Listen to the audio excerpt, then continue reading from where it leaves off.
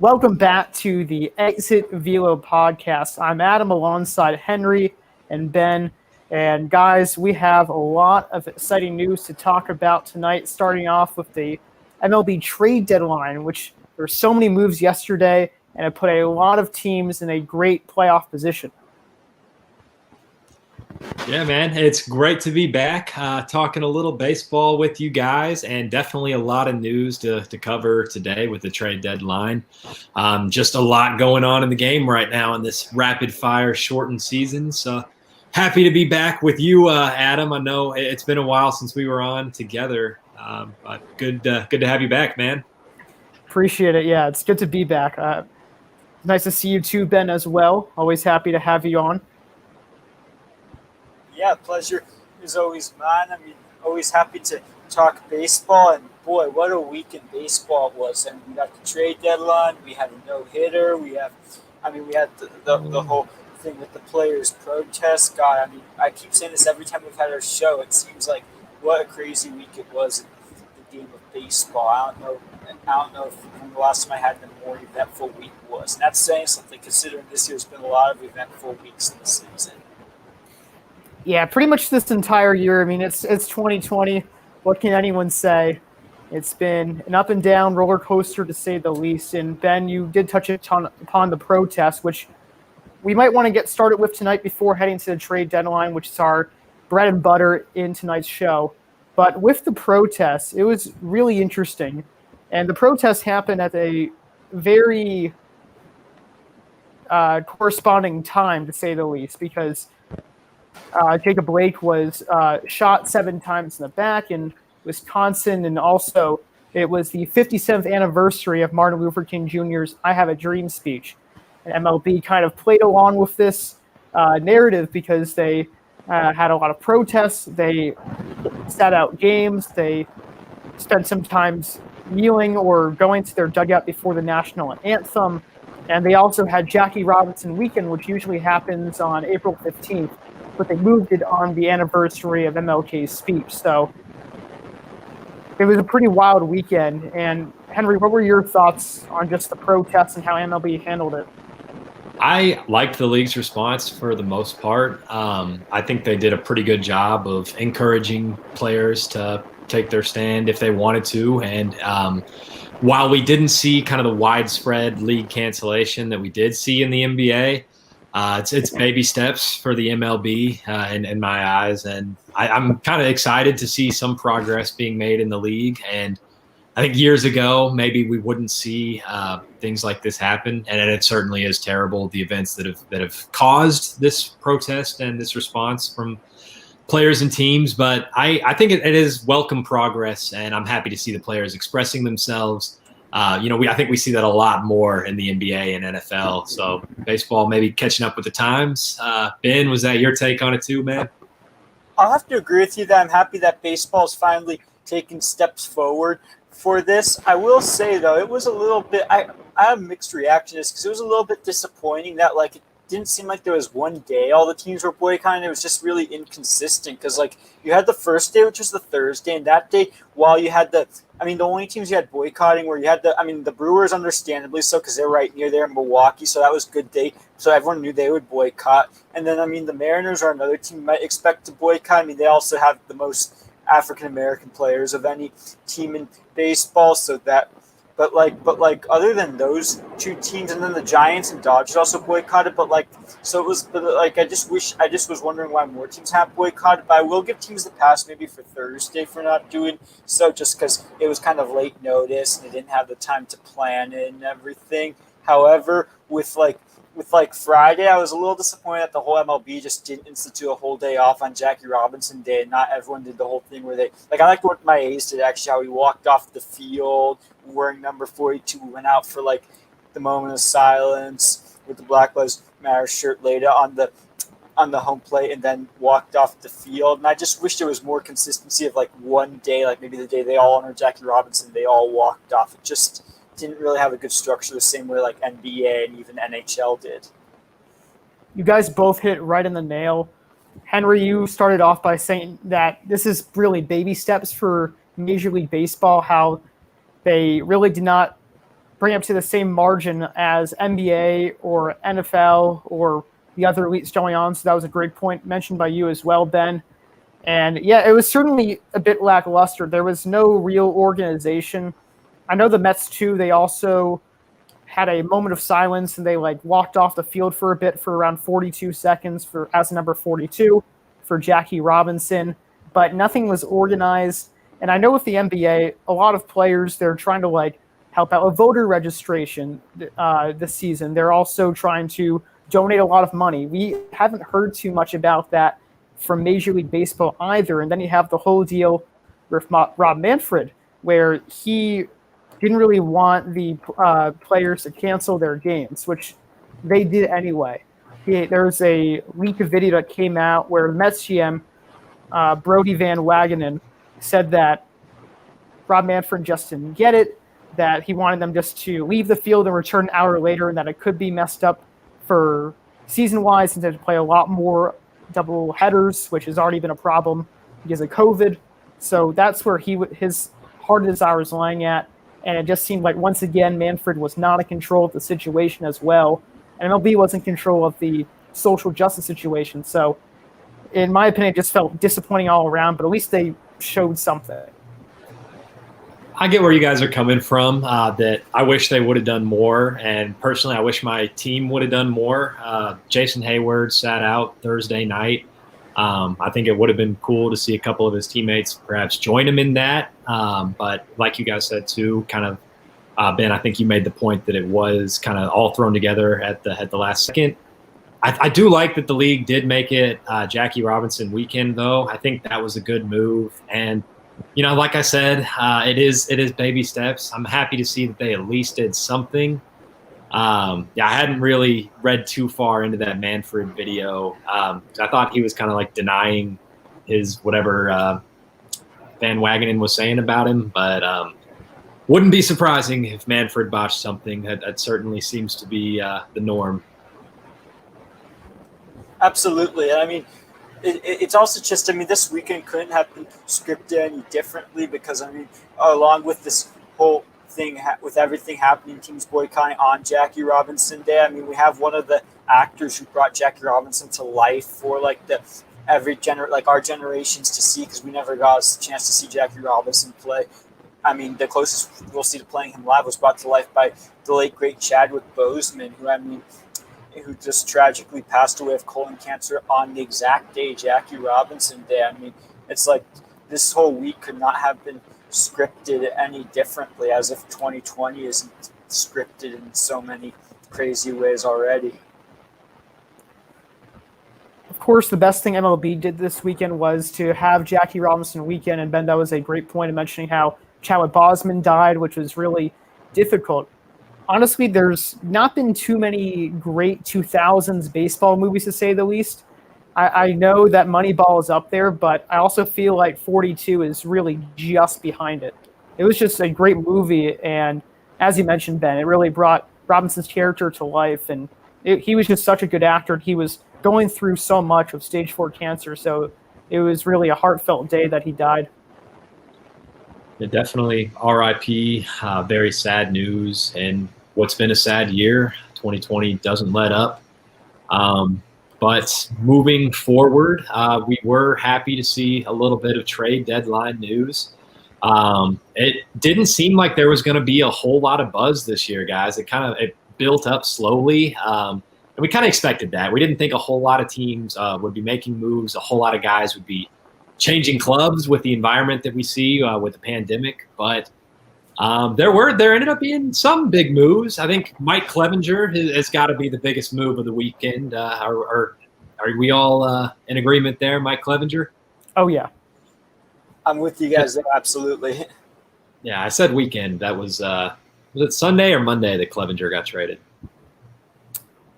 It was yesterday, so Monday. Okay, but I guess the big point going to the San Diego Padres, who appear to be all in, going for that elusive playoff appearance. They haven't made it since the smartphone was invented, guys. It's been that long for San Diego. And that wasn't the only move they made. They got Trevor Rosenthal from the Royals. Help me out here. Who else did the Padres get? Jason Castro, Rich Moreland. Trevor Williams, too, was an underrated signing.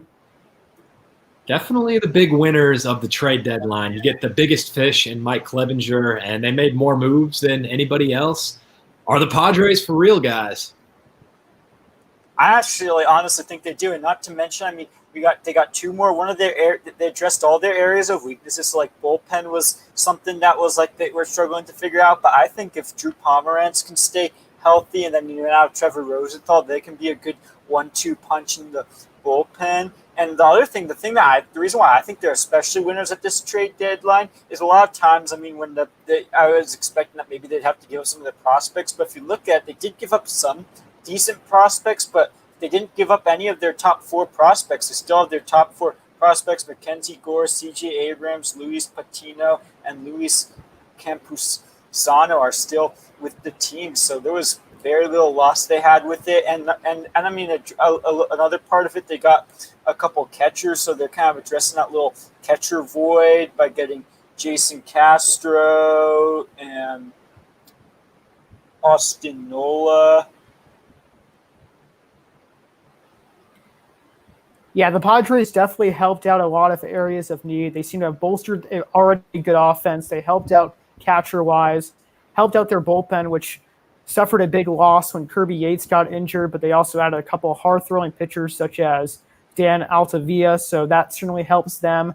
But, Ben, I have to disagree with you a little bit because even though they held on to their top 4 prospects, they also gave up some big players such as Cal Tranquil, Owen Miller, and Gabriel Arias. So those guys were well within top 11 of their system, and it seemed like this was the right time, however, for the Padres to empty out the farm system and really go for it, which is hilarious because I felt like they went too early the last few years because when they signed Machado, it seemed like it was too early in 2019.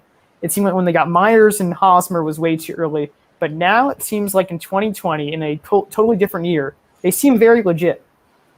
This is the time. The shortened season, you only have like 25 games left to mess it up. You got expanded playoffs. I think the Padres are. I want to pull up the standings real quick and see how they're sitting here. They are 4.5 games behind the Dodgers, but they're 4 games ahead of the Rockies in second place there. So keep in mind that second place team in the division is making it in this year. So it's looking pretty good, and I don't think the Rockies are really all that good anyways. So it's looking pretty good that San Diego is going to break that extended playoff drought and make it in. So I love what they're doing, going for it here at the deadline. And Adam, you said they did give up some highly touted prospects. But if you're getting a guy, I think Mike Clevenger alone is almost worth it, and that he's got ace-like stuff, and he's got 2 more years of team control after this season. So, I think that's an awesome deal for San Diego, in that not only this is their year to go for it, try and make the playoffs, but like you said, they're kind of built for the future. They've already been investing the past couple seasons building up to this. The Dodgers aren't going anywhere, but maybe 2 playoff teams in the division isn't either. Certainly the wild card isn't going anywhere. I think the Padres are here to stay. They certainly are really a team to beat right now. And it all starts with Tatis Jr., who might be the most electric player and most fun player to watch in baseball. I know Mike Trout, of course, is still the undisputed best player in baseball, but he's having a bit of a down year for himself. So Tatis is certainly up there, and they're just a fun team to watch. And everyone's rooting for them. As you mentioned, Henry, they haven't been to the playoffs in such a long time. And these are some of the fringe teams, or at least they would have been fringe teams in that Senate season, that now have the chance to make the playoffs in a Senate playoff run. So that's pretty incredible. But I do want to touch on Clevenger a bit and the Indians, because that was pretty wild. The Indians have been sellers and been flirting with trading Lindor and some of their big-name players. They already traded Trevor Bauer and Corey Kluber. Ben, what do you think of them trading Clevenger, especially because they're in the midst of a AL Central division chase? Well, you know what? I mean, they still got, their pitching depth there. They still got, Shane Bieber, who is the most effective pitcher in baseball this year. And overall, depth. I mean, if I kind of trust like the Indians, if like they want to move on, I can't exactly blame them if they didn't like how a player's conduct was towards the team and the fact that they were able to make a good trade for Clevenger wasn't a terrible idea. I feel like if like they had him locked up for so long and they didn't want to exactly keep him there, but I just don't know if like the Indians were like I just don't know if the Indians are going to be maybe as good in their pitching staff, but I still don't think like that they really that giving up Clevenger, it seems satisfactory towards the team or where they were. What do you guys think? Well, they do have a lot of pitching depth, which they're kind of in a position where they could do this deal, but they keep giving it away. You give away Kluber, you give away Clevenger, you give away Bauer, and they really haven't gotten all that much in return. They've tried to get hitting every time, and Franmil Reyes is really like the only significant takeaway from that. And is he really even all that good, or is he just a home run guy? Oscar Mercado, I think, came over a part of one of those deals, the Kluber deal perhaps, but he sucks now. So the Indians, I don't really get it. If you're punishing Clevenger, then just like keep him down in the minors and trade him in the offseason and try and get more for him. I don't know if it was the right time to trade, given that around the league it didn't really look like a whole lot of big prospect returns were coming in, so maybe the market wasn't as hot for Clevenger as it would have been at a later time. I do actually want to note, though, too, that actually I feel like any team that had a pitcher to give up, they were winners in giving up the pitcher this year because like with this year, currently you only have the pitcher for a shorter amount of time. So in some ways, I would say it's a bargain to trade away the pitchers and get prospects for the future this year when it's such a shortened season. The team that's going to get the pitcher isn't going to have him for like as long because like given that this season's already short. And I mean, luckily for Clevenger, the Padres will have him for a little longer because his contract does extend out there. But I think that's also still going to bring us to the other point later of like about Bauer and why no one exactly traded for Bauer. It is still interesting how the Indians did end up trading Clevenger, and Ben, you bring up a very good point in that there wasn't a lot of really great options on the market. The best one was obviously Trevor Bauer, but the Reds elected to try to go for it this year, which you can't exactly blame them because how much could they have gone for Bauer? And also so many teams can make it this year. But Henry also mentioned how like Indians keep giving up pitching. They're not the team they were in 2016. Imagine they still had Kluber and Bauer and now Clevenger too, along with Bieber. That rotation is sick. Kluber would be their 5-man. Exactly. It's ridiculous how much talent they bring up, but they're kind of a little bit cheap in that regard. So it's certainly very strange.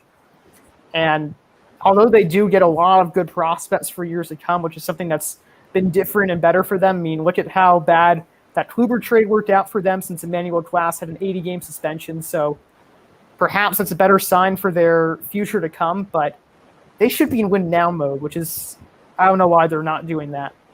Yeah, we didn't really talk about that they're like 21-15. Are they behind the Twins or no? I'm sorry, the White Sox actually in first place. Just assuming the Twins are in first there, but yeah, they're in the heart of a division race, and you give up an ace for prospects, and it's a weird move. It's a weird season, so I guess we're going to see weird things. But we've talked a lot about Clevenger. Adam, what were some other trade deadline deals that stuck out to you? I thought it was really interesting how the Cubs just got a couple of spare parts. They added Jose Martinez from the Rays. They got Josh Osich from the Red Sox. They also picked up Andrew Chafin. So I felt that like Osich and Chafin were pretty good deals, even though Chafin has a sprained finger right now because the Cubs, I'm sure you know this very well, Henry, they can use all the relievers they can get. Martinez is another good bat that they can have. I was a little bit weird about Cameron Maybin just because they have so many guys who play outfield, such as Chris Bryant, Albert Morrow Jr., and Steven Souza Jr. But Morrow sucks.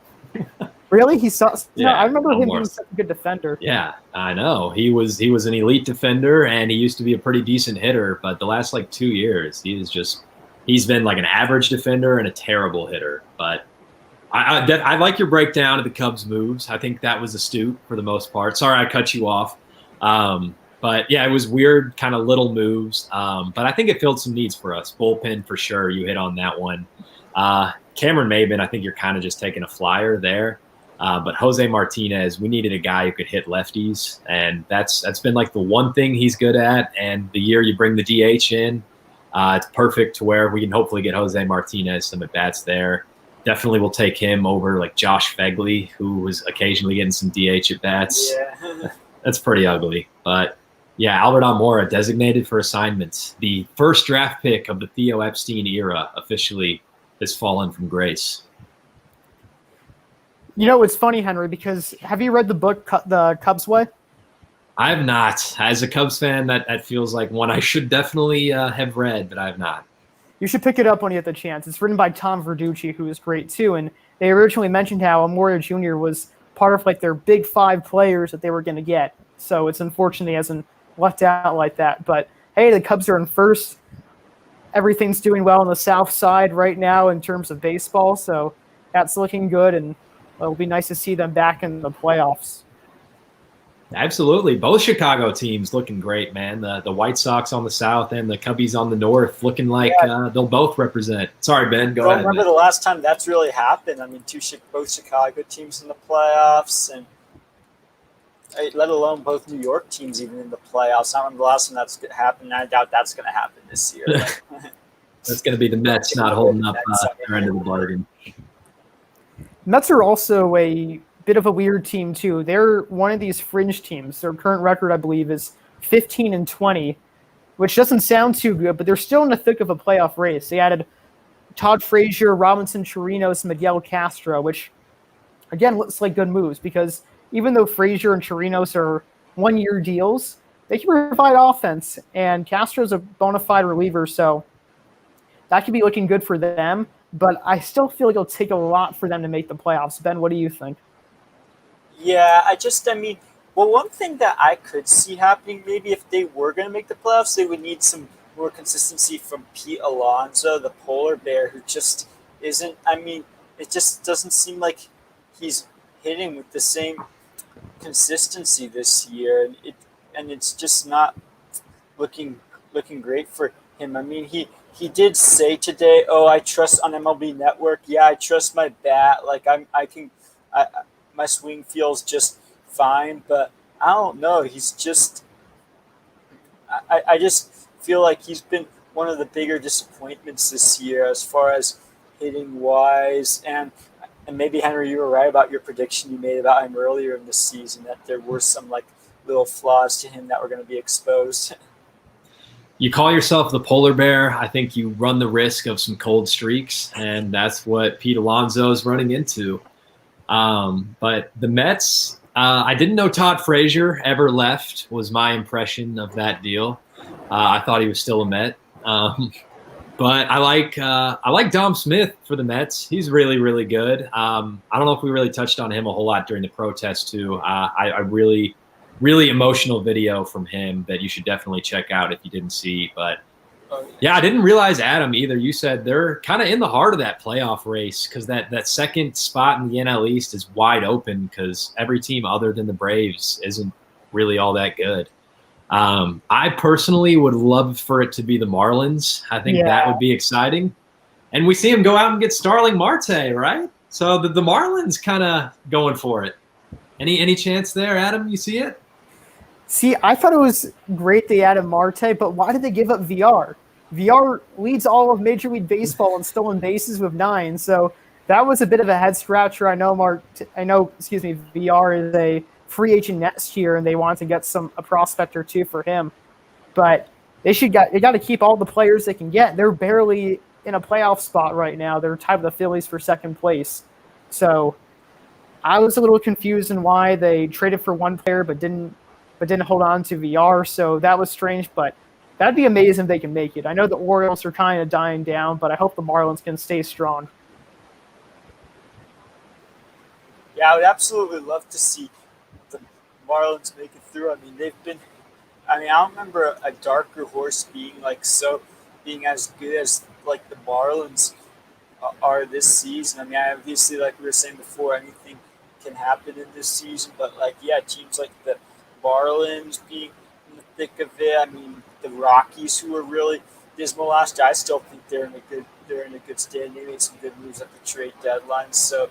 I'm I just think, yeah, teams like that who have actually come through and exceeded expectations and actually might have potential in the future, and I made some good moves at the trade deadline. I think there were definitely some secret winners at the trade deadline too. Those two teams that are just slowly emerging. And definitely a great segue there, Ben, to the Blue Jays, a team that is emerging, that has surprised and maybe played above expectations this year. And they were one of the more busy teams at the deadline. They went out and got a couple of pitchers in Ross Stripling, and they got Taiwan Walker too. Maybe there's a third pitcher. I'm forgetting. Robbie Ray. There we go. So the Blue Jays having an active trade deadline and going for it. Pitching was kind of the concern there, and they definitely shored up that rotation.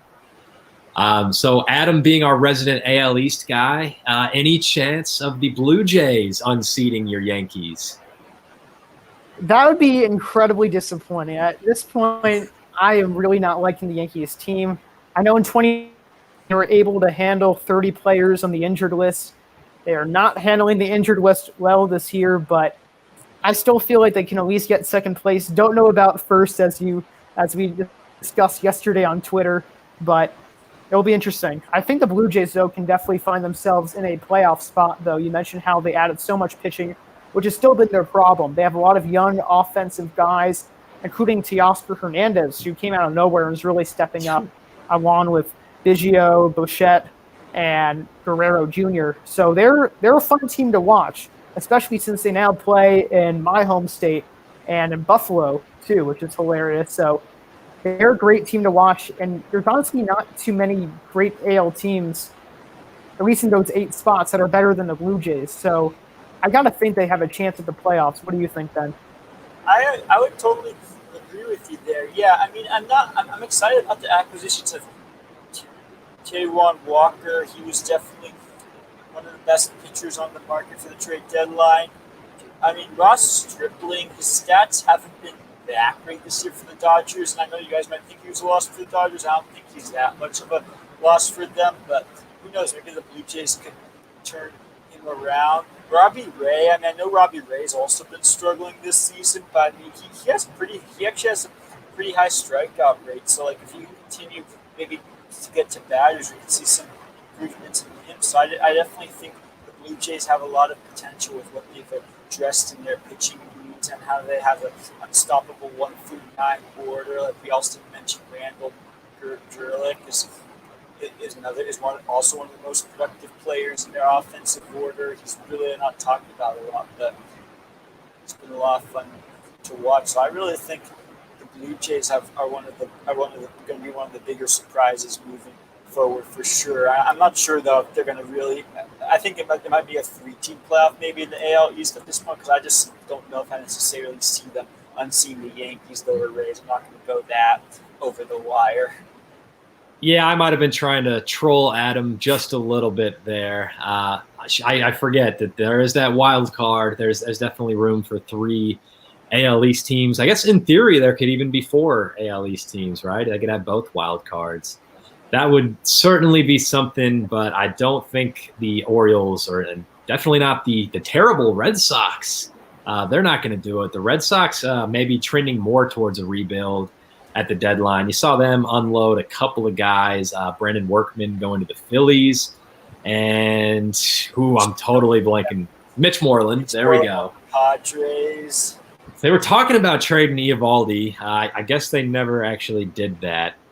But the Red Sox not going to be very good, I don't think. I thought they might be decent this year. They still have a bunch of hitting, but the pitching is just so terrible that I think they'll be bad for a while unless Chris Sale comes back and just can carry them.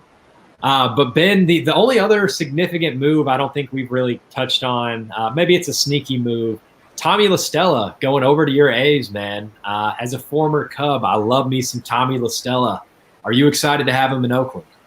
I gotta say, yes, I think he fills up our last position in our 1 through 9 order. I mean, theoretically, if you're looking at stats, maybe not from this year, but from last season. I mean, this season, a lot of our players' stats look pretty low, despite the fact that we've been winning a lot just because we've been productive. But, like, if you're looking at a lot of last season's stats, theoretically, almost all the guys in our 1 through 9 order are starters, and our one wild card position didn't really have an everyday starter with second base. So I think it's great that we got Tommy La Stella to fill that void at second.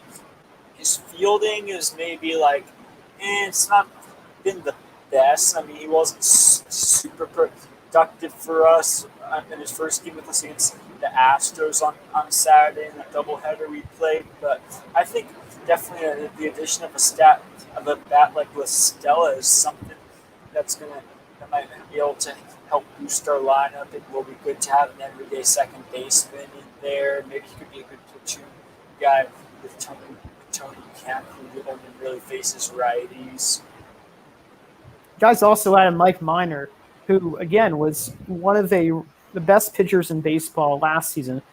That was a very memorable 200 strikeout he had, too, when his infielder dropped the pop-up so he can reach that plateau.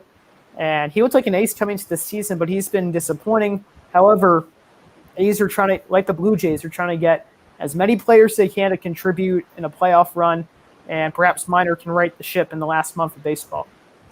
Yeah, well, my feeling about Minor is actually I mean, his stats, I think, are awfully misleading. Well, first off, 0-5. You can never feel like judge a pitcher's I never like, but judging a pitcher's win-loss record, I don't care if he's 0-5, 10-0.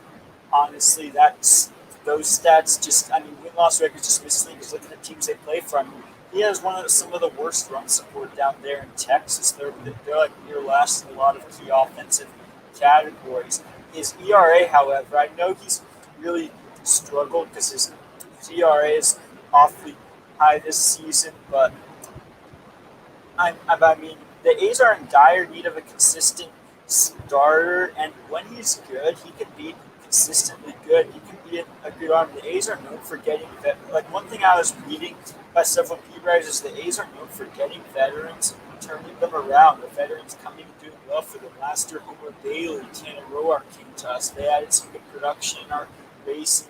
In our race for October late in this season. 2 years ago, we brought in Mike Fiers, who helped in our race in 2018. Now he's still with us as a starter. So I think if Mike Minor can turn himself around, I mean, he already strikes out a lot of batters too. So, and in Oakland, he's playing in a good pitcher-friendly ballpark with that increased foul territory and everything. So he seems like one of those pitchers that I still have some faith in that could contribute well. And I mean, if he doesn't contribute well as a starter, could that be another arm for a bullpen? Not that we need that much of another bullpen arm at the moment.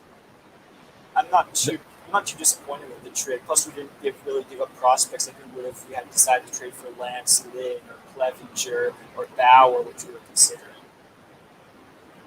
The A's are certainly digging for gold with the acquisition of Minor. And that's all I have to say about that.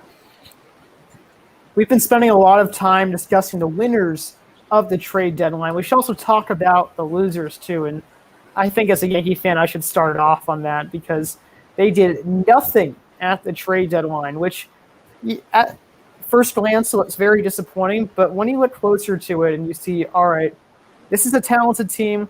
They're still probably going to the playoffs either way, although not winning the division would be a huge blow to them because they were the favorites and were looked at as one of the better teams in baseball, although that no longer might be the case.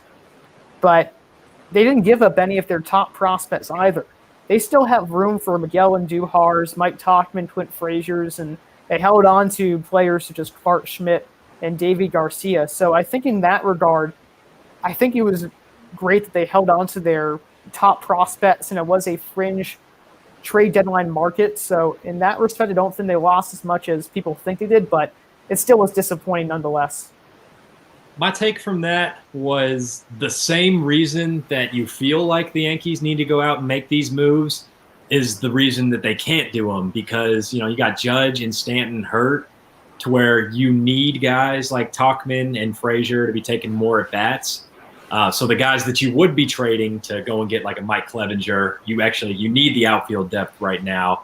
But yeah, I agree with your assessment too, Adam, that I think the Yankees are going to be fine. So maybe the fans want to see like a blockbuster deal at the deadline, and I think that's every team. That's not just Yankees fans, but sometimes staying put is the right move. I know the Yankees don't really have the bullpen depth that they could ship away like maybe in some years past, to where I know you wrote about it the other day, Adam, that it's kind of been a struggle to get the ball to Chapman. So the Yankees staying put, and I don't think that's necessarily a bad move. Were you disappointed by it, Adam? I would have liked a reliever or two, or maybe just Bauer or Clevenger, but anyone else, it's not really worth to give up a top prospect. If they could have maybe sent a low-level guy, it would have been nice. But they're just hoping that reinforcements come back and help them make a deep playoff run. And at that point, it seems like that's going to be making the difference. Pretty much the in-house options will make or break this Yankees team. But then who are some of the other losers that you found during the trade deadline?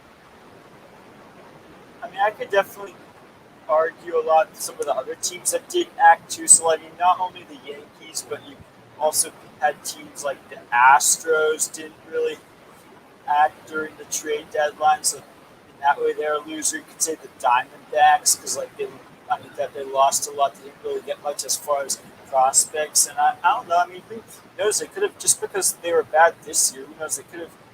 I thought the Diamondbacks have some potential to rebound, but they just gave up that really good closer. There's Archie Bradley. So you could argue that they were a loser in the trade deadline. I mean, the Cardinals didn't make any moves. The Braves didn't really make any moves, but I don't know if I'd call them a loser. I mean, they got Tommy Malone, but they're still in first place. I think they still got it, but yeah. I would say the ultimate loser though is a team that made excuses today. If you saw today, Red Sox tweeted out. It was a tweet that was deleted, saying that they were not spending because they were making excuses about the whole luxury tax. I mean, talk about hitting an all-time low for a team's front office, as if they haven't already went through lows as of recently firing Dombrowski and all that. I mean, how much lower can it get? How much lower can it get for this team's disappointing season?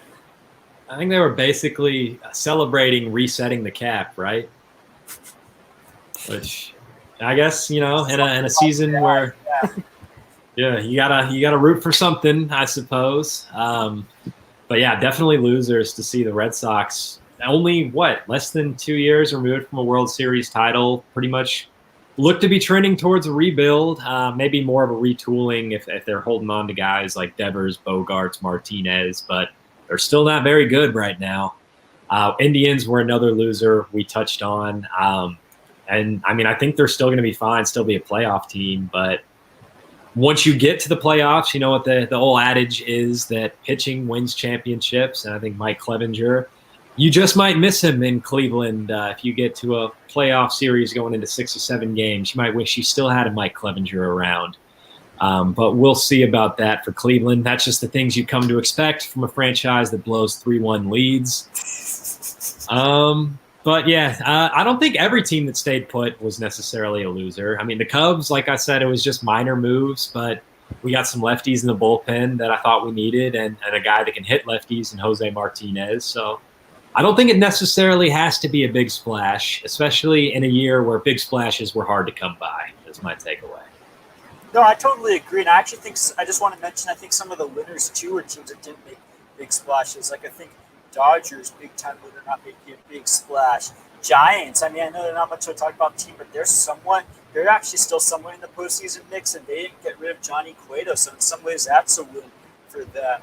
Rangers, you could argue they could have gotten prospects for Lance Lynn. They also are going to have Lance Lynn now for the next couple of years. And if some of their players start emerging, like some of their bats suddenly start emerging, because I just feel like I never know with this Rangers team, then Lance Lynn will be one of the most valuable pitchers to have. So, yeah, I think that a lot of the teams who held back and didn't do much are also winners with the deadline as well, especially in this season. Like I was saying before, teams.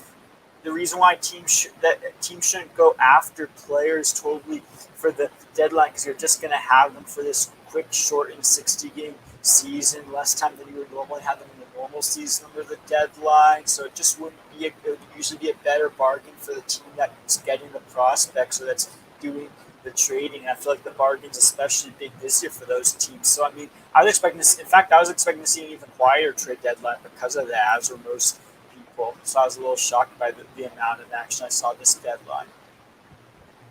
There were a lot of rumors on the last day. Even the Rangers looked like they'd be big-time sellers. They were thinking about selling Joey Gallo and Lance Lynn, a couple of franchise players for them, or cornerstone players, I should say, for them. But Lynn will also be on the team next year, and so will Gallo, and perhaps they can make a playoff run. They probably weren't going to keep Minor, who just had the season left on his contract. So I can understand from that point of view, and I can understand also how a lot of teams didn't want to go big or go home. Perhaps teams like the Padres had more of a reason to do that, or even the Cubbies, because they were getting back into the playoffs. But teams who know they're going to be good next year or be in the running, they may have wanted to be a bit more careful, such as the Astros, the Cardinals, and the Braves, because if they make a big splash, then that could hurt them in the future. And this is anybody's year, really, and everyone kind of knows that. So I understand why it could have been a bit of a bigger trade deadline, but I think it makes sense why so many teams stayed put. And then to build on that too, the Padres making their big splash, I feel like that one did make sense. Like we said too earlier, that it positioned them for the future as well. That wasn't just getting Clevenger on like a 1-month rental too. So I think it makes sense for San Diego, and maybe it wouldn't have made sense for a lot of other teams, which is why we didn't see very many other big moves. But yeah, like you said, Ben, too, it was a little more busy than I thought it would be as a whole. So that was kind of nice to get a little bit of normal baseball trade deadline action. But now we have playoff races to occupy ourselves with. And all three of our teams are in the playoffs right now, on the inside looking in, or on the inside looking out, I should say. So we're feeling good, right, fellas? I would like the reinforcements back, but for the most part, still feeling good, of course. Can't be too picky as a Yankee fan, so I understand that. But you mentioned, Henry, there's a lot of really good playoff races going on, and a lot of good division races, too. We already talked about a little bit between the Rays and Yankees going at the Rays having the edge with pitching right now, or for the Yankees, they look like more of a complete team, but also then in your division, A's and Astros are going at it. The Astros had a slow start. They look to be coming together, even though they've lost a lot heading into the season. But the A's look like they have a great chance to win the division, too. Well, yeah, the A's, it looked – I wouldn't say we're running away. We're certainly not running away with the division anymore. Astros are now, I believe, 2.5 games back of us, because they just – we had a bunch of our game. We had a really funky weekend, several games postponed. We had that one day of doubleheaders, which we were swept in by the Astros, and then we had that positive COVID test on our team, so we didn't play Sunday either. So unfortunately, we still have a long way to go against the Astros, and that's really going to determine the fate of our division, our games against the Astros. Like, actually, the A's have, I think, we have one of our most crucial schedules against us. Like, this weekend, we're playing with the most exciting team, the Padres, in our next series this weekend, and then after the Padres, we have the 3-game series against the Astros. So I think with the time we have to play against the Astros, that's going to be a big determining factor. The Astros have been playing pretty good baseball as of late. So our race in the AL West, it's definitely only between those two teams. I can't say anyone else in the AL West is really going to be in the postseason this year. But the A's and Astros race at the top, I just think what my A's need to do is, if we can get more consistent starting pitching, we can actually start playing with the winning factors that people know us for. Because despite not showing our full potential this season, we've still been winning. So if we can start actually showing that full potential in our offense and start actually getting more consistent starts from some of our highly touted starting pitchers, because we have not really had consistency in our pitching rotation, we could be one of the scariest forces to be reckoned with, as I've been saying the past couple weeks now. I'm just waiting for that time to come when like the full A's unleash themselves. The only part of the A's that has really unleashed themselves so far is our bullpen. That's the only thing that's been consistently strong. America is counting on the full A's unleashing themselves because the Astros have kind of gotten off the hook for this whole sign stealing thing, man. There's been a million other things going on in the world, and we haven't been able to properly hate the Astros. So we definitely are rooting for the A's to come in first in the AL West out there. You guys got to vanquish them. Unfortunately, I guess they'll probably still make the playoffs as the 2 seed.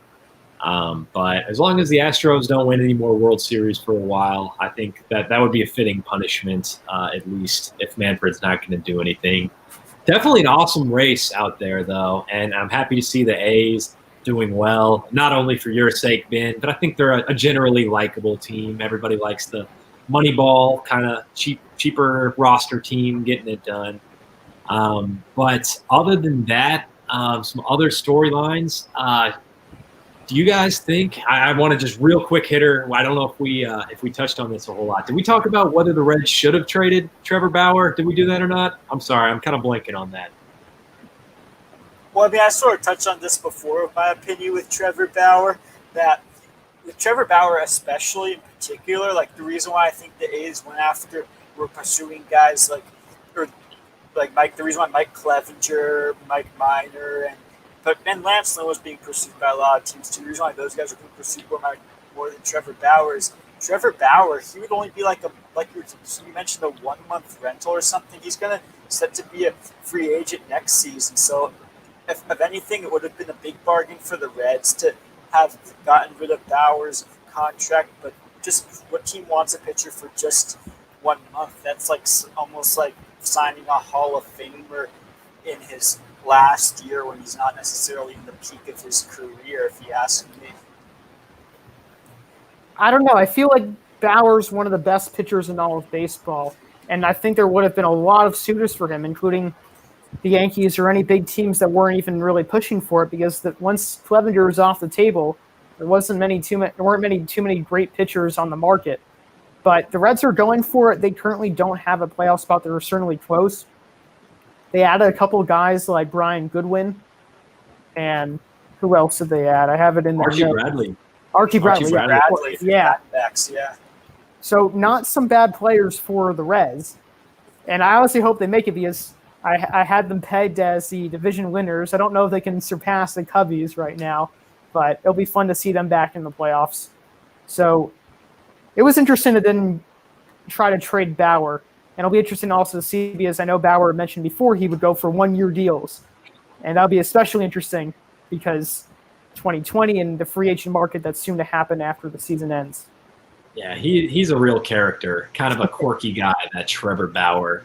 Whether it's signing 1-year contracts every year or taking the ball from Terry Francona and firing it into center field as hard as he could. He's a weird guy and an extreme long tosser, even when he's not doing that into center field. But I think that he is definitely one of the best pitchers in baseball this year, although I would say that Yu Darvish is the best pitcher in the division. There's a hot take for you before we close out the show. But, yeah, the Reds are kind of still in the thick of it. So I think it makes sense for them to go for it, especially kind of in a shortened season, all the randomness. You think maybe this is our shot. We just got to play good for 25, 30 more games. So I think it could end up making sense for Cincinnati, especially because nobody's really running away with that number 2 spot in the NL Central. Cardinals haven't been all that great. Milwaukee hasn't been all that great. Even the Cubs, they haven't been all that dominant at the top. We do have our problems too, as we mentioned, the bullpen. Craig Kimbrell's no longer good at baseball. I just wanted to make sure I fit that in the show today. He is awful and completely washed up, and shame on David Ross for even thinking about using him in the 9th inning of a baseball game at this point. That is ridiculous. But that's all I got, fellas. Well, that's pretty much the basis of our show. Thank you all for tuning in, and please do not forget to follow the Exit Field podcast on Spotify, iTunes, Google Podcasts, and on batsportspage.com. Also, don't forget to follow us on Twitter as well. Thank you all for tuning in once again. This is the Exit Velo podcast.